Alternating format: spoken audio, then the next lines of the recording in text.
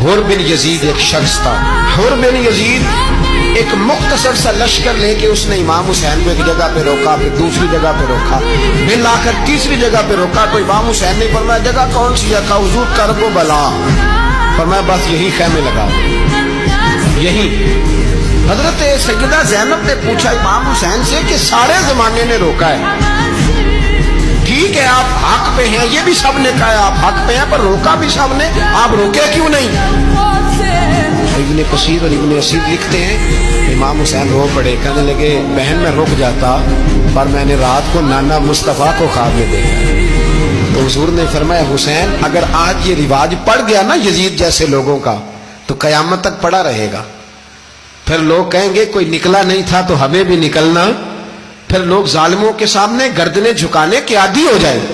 میں کہتا رہتا ہوں، کہہ رہا ہوں، کربلا کی جنگ کفر اسلام کی جنگ نہیں، کفر اسلام کی جنگ نہیں کربلا کی.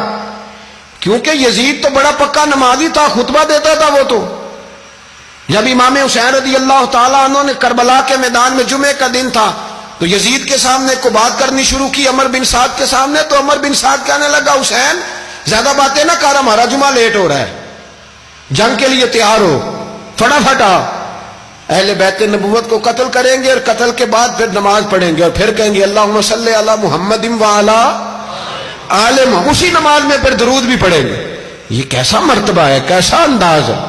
دوستی قاتل سے بھی، مقتول سے یارانہ بھی. امام حسین نے حر بن یزید امام حسین سے کہنے لگا مجھے حکم ہے آپ کو روکنے کا، آپ آگے نہیں جا سکتے. امام صاحب نے فرمایا وجہ؟ زمین اللہ کی ہے. اس نے کہا آپ بیعت نہیں کر رہے، یزید کی حالات آپ کے حق میں درست نہیں ہے، آپ نہیں جائیں گے. امام روک گئے. ظہر کی نماز کا وقت ہوا تو حضرت علی اکبر امام حسین کے بڑے صاحبزادے انہوں نے اذان ظہر پڑھی تو حر بن یزید کے لشکر نے امام حسین کے پیچھے نماز ادا کی. کہا بھئی تم مقابلے میں آئے ہو، نماز پیچھے پڑھتے ہو؟ کہا حضور مقابلہ تو تلواروں سے کر رہے ہیں پر ہمارا دل تو مانتا ہے نا کہ مصطفیٰ کا نواسہ بڑی شان والا ہے.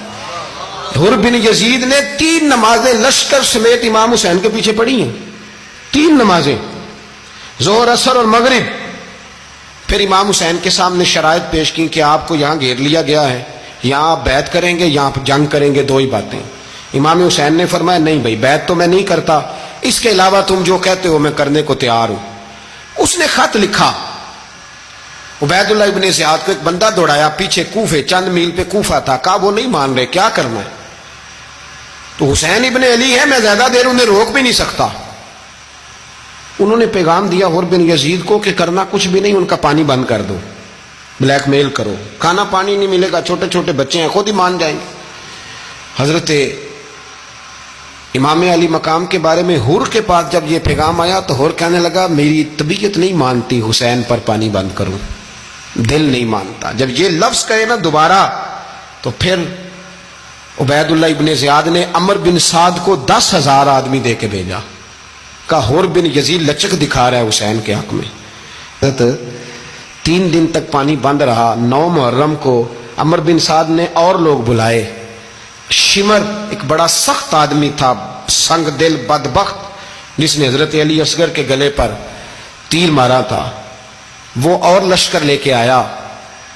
رات کو کہنے لگا امام حسین رضی اللہ تعالیٰ عنہ سے کہ بس بڑا ہو گیا، یہ 9-10 محرم کی درمیانی رات، یہاں آپ جنگ کریں گے یا آپ بیعت کریں گے، 2 ہی باتیں. امام حسین اندر گئے، سیدہ زینب سے مشورہ کیا، باہر آئے، فرمایا بات وہی ہے جو پہلے دن والی ہے. امام حسین رضی اللہ تعالیٰ عنہ نے فرمایا بھائی بیعت تو میں نہیں کرتا، باقی جو تمہارا پروگرام ہے. شمر اور ابن سعد کہنے لگے پھر جنگ کے لیے تیار ہو جائیں. کیا انداز ہے امام حسین کا.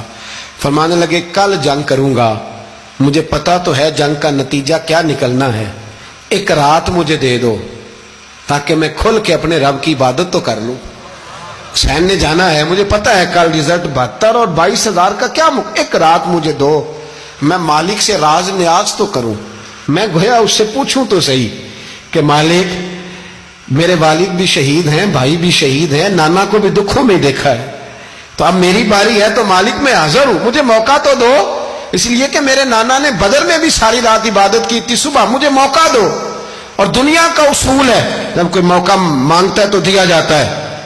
یہ دونوں کہنے لگے کوئی موقع نہیں. حر بن یزید پیچھے سے بولا, کہنے لگا نہیں بدتمیزی نہ کرو, حسین کو موقع دو, تمہیں دینا پڑے گا. موقع دیا. حر بن یزید نے پھر منت کی, کہا حضور آپ مہربانی کرے مان جائیں. فرمایا ماننے والا کھاتا کوئی نہیں. یہ بڑا مشکل. سورج چڑھا, 10 محرم کا دن, جمعے کا وقت. جناب سیدنا امام حسین رضی اللہ تعالیٰ عنہ نے ریت پر سجدے کیے, لمبے سجدے, لمبی نماز. سورۃ الشمس کی آیات دوسری رکعت میں پڑھی تو سارا کربلا گونجنے لگا. کیا انداز تکلم تھا امام علی مقام کا. نماز مکمل ہوئی تو حر بن یزید, عمر بن سعد اور شیمر سے کہنے لگے واقعی حسین سے لڑو گے؟ پتہ نہیں کون ہے. قل لا اسألکم علیہ اجرا, تم نے نہیں پڑھا الا المودۃ فی القربى, تمہاری آنکھیں بند ہیں. الحسن والحسین سید الشباب اہل جنہ, تمہیں نہیں پتا؟ کہنے لگا چپ کر, حکومت نظر آ رہی ہے.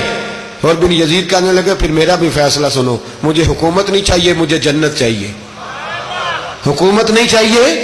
امام حسین کی پہلی فتح دیکھیں, حر بن یزید ایڑی لگا کے نا یزید کے لشکر سے نکل کے امام حسین کے لشکر میں شامل ہو گیا. اور پہلا شخص جس نے امام حسین کو روکا, امام حسین کے نام پر پہلا سر بھی اسی شخص نے کٹایا ہے. لیکن یزید کی قبر پہ لعنت بھی کوئی نہیں برساتا, اس کا محل تھا بہت بڑا. لیکن جب لوگ کربلا میں امام حسین کو سلام کرنے جاتے ہیں تو قدموں میں حر بن یزید کا مزار بھی بنا ہوا, اس کو بھی سلامی دی جاتی ہے. اور اب ہم اکیلا حر بن یزید نہیں کہتے, ہم کہتے ہیں حر بن یزید رضی اللہ تعالیٰ. اب ہم اتنی تعظیم کرتے ہیں اس حر کی